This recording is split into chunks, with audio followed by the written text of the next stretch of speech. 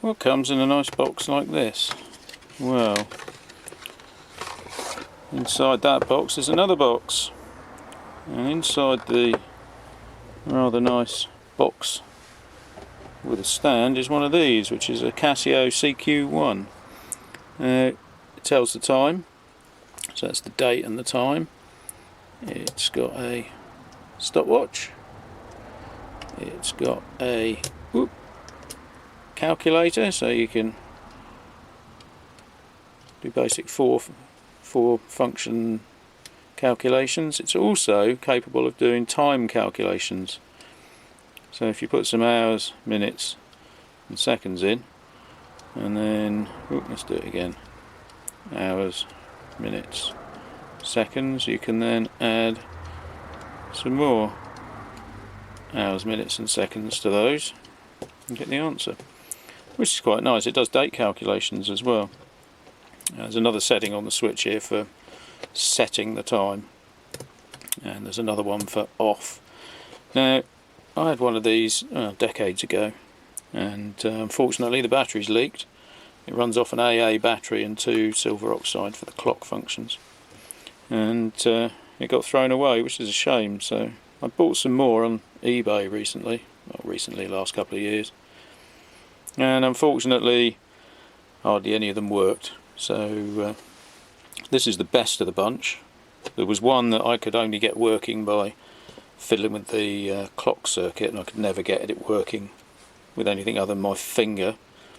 It would work with that, but no capacitors or anything would actually get that clock circuit oscillating. This one sort of works fine. Everything in there works, except for the fact that after a while, I don't know if you can see it there, you can see the display's flashing. So what's happening there, you can just see that there's a sort of flashing effect there on the vacuum fluorescent display. What happened there is, I think the power supply for the vacuum fluorescent is powering up and down when it should be off. So it might be fixable. We can pop this open. Let's have a look. We've got the AA battery there, 2 1.5 volt silver oxide batteries which power the clock functions. And if I pop the case open, there you go.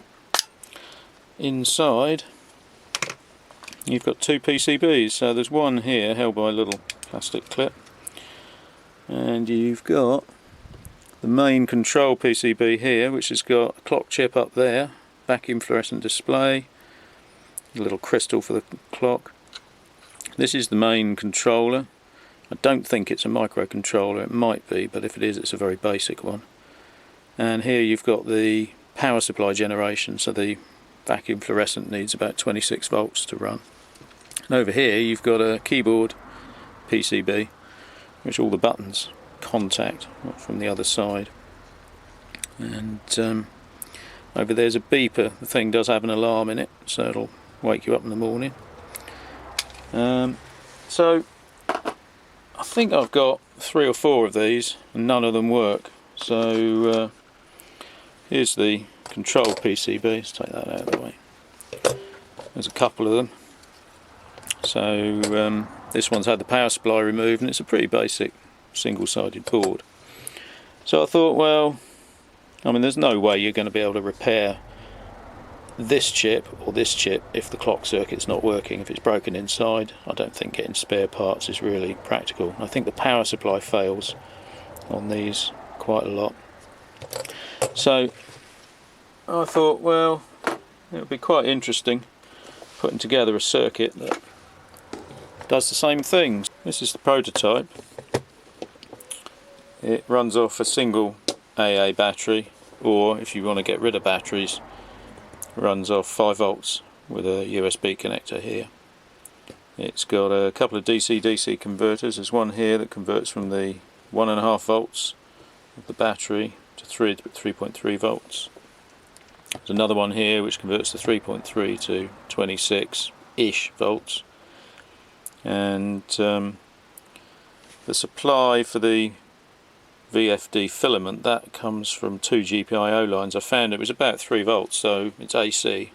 I wiggle lines up and down to get an AC, which gives you a better sort of even brightness across the display tube. There's blue pill, and here we've got a GPIO expander. There aren't enough GPIOs on this ARM microcontroller to do the keyboard scanning and all the other stuff you need to do. So I put an I2C GPIO expander. There's the VFD driver chip here. I think it's a MAX 6971. I think that's the number. Real-time clock, which runs on I2C here. It's battery backed up.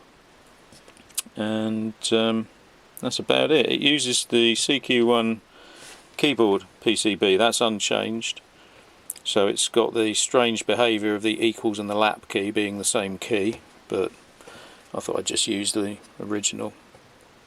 The switch works as well, so you can see I've just turned it on there, and we've got some characters coming up. So that's saying it's in stopwatch mode. Just debug for the code. And you can start it running and stop it. There's no lap or anything. The time display is quite interesting once it's gone through its debug messages, because that is displaying the time from the real-time clock. So that's the number of hours, minutes and seconds since that real-time clock was turned on. And then I've got a rudimentary, what's gone on there? Got a rudimentary calculator here. Once it starts up, you can clear it and do simple integer 4 function arithmetic. That can be expanded on as well. So that was a proof of concept that I can actually create a circuit that does what the CQ-1 does, although it's got different capabilities in a lot of ways. There's actually less alarms in this clock than there is in the CQ-1 clock chip. There's 4 in here and 2 there, but I think in code you could probably have however many you wanted.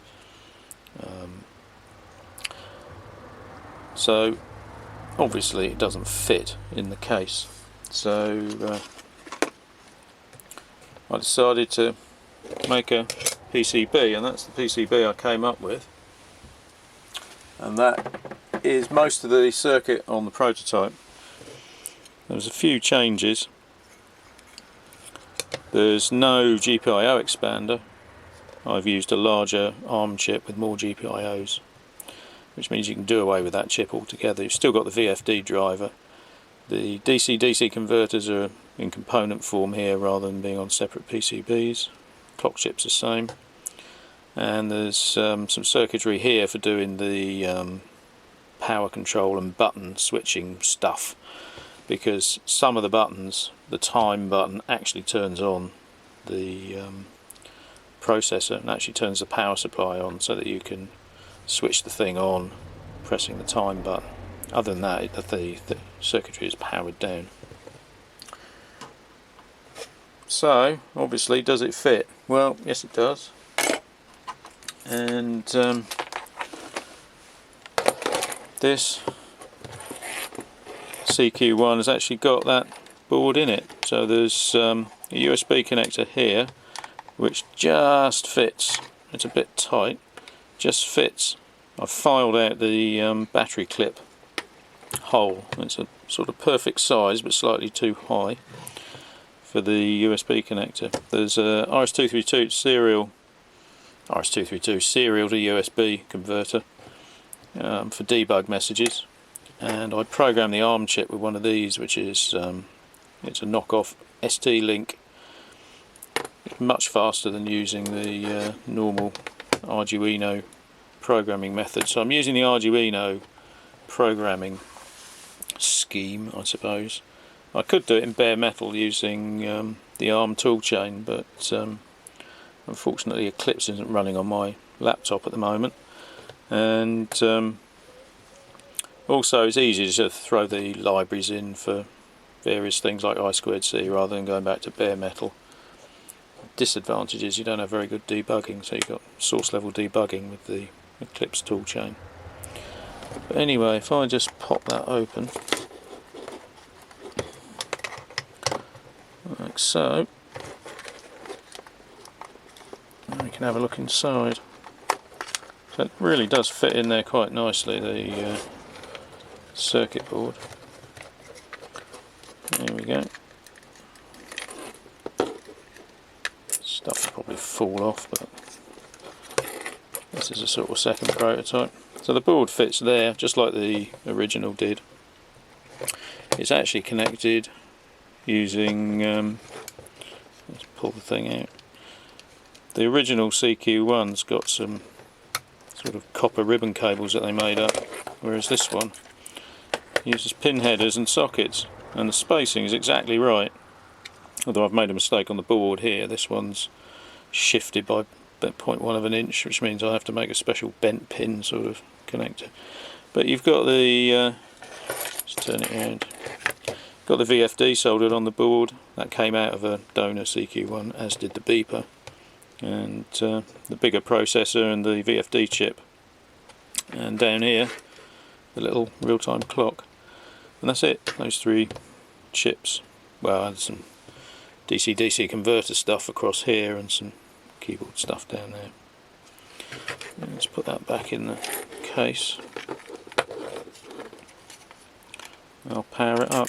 I think there's a wire come off there, but that'll be alright. It doesn't go anywhere on the other end.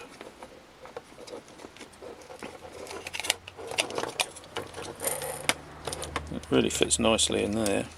Then it's a bit fiddly getting this on. Let's do it the other way. Let's put it on and then put it in the case.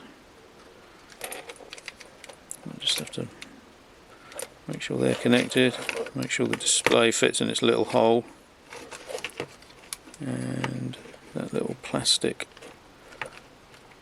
I need to bend that out. Don't want that to snap off, and that's what actually holds the PCB in there. Slightly, there you go. That's going to fit.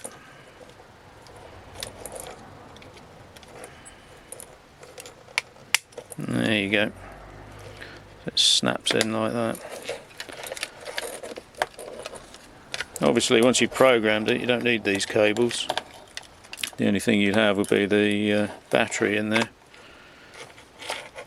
And at the moment I can't run it off a battery because I haven't 3D printed the little block that's needed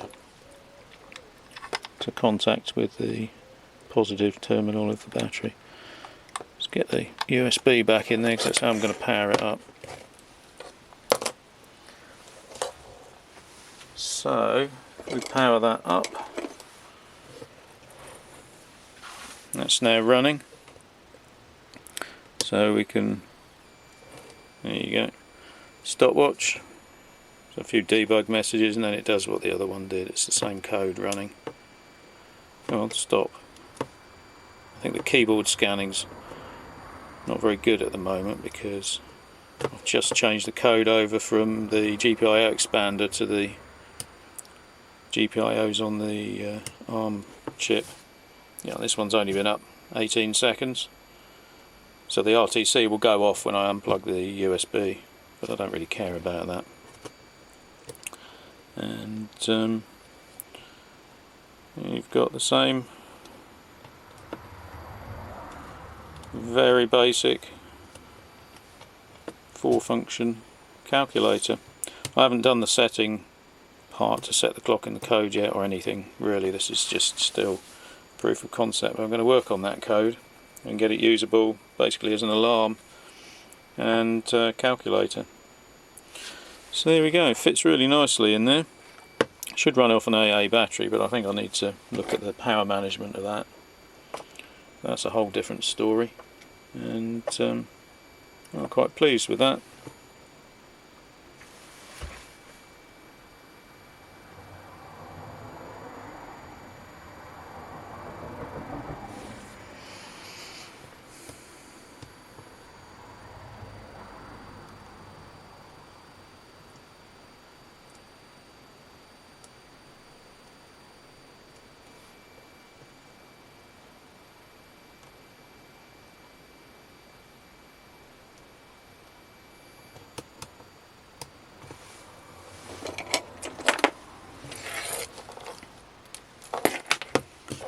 There we go, let's power it up. So it's off at the moment. You need to actually turn it on when it's in 5V mode, and from then on it can be held on by the processor. The processor's got a signal that can hold the circuit on. So turn it on into stopwatch mode, and we should be able to, once the debug messages have gone, start it, stop it. So that's running like the prototype board. Now you can see it's on. You press time and the time's displayed in the off mode. It stays on while it's on 5V. In battery mode it will be off, obviously. That's a permanent time display while the 5V is attached. And the calculator is exactly as it was in the prototype. It's integer only. I'm going to change that to put some floating point stuff in there. And setting doesn't do anything. I haven't written that code yet. But yeah, so that's a recreated CQ-1 more or less. A bit rough around the edges. There's an inductor whining there, which is quite irritating. I'm going to have to change that and sort that out. But yeah, quite happy with that so far.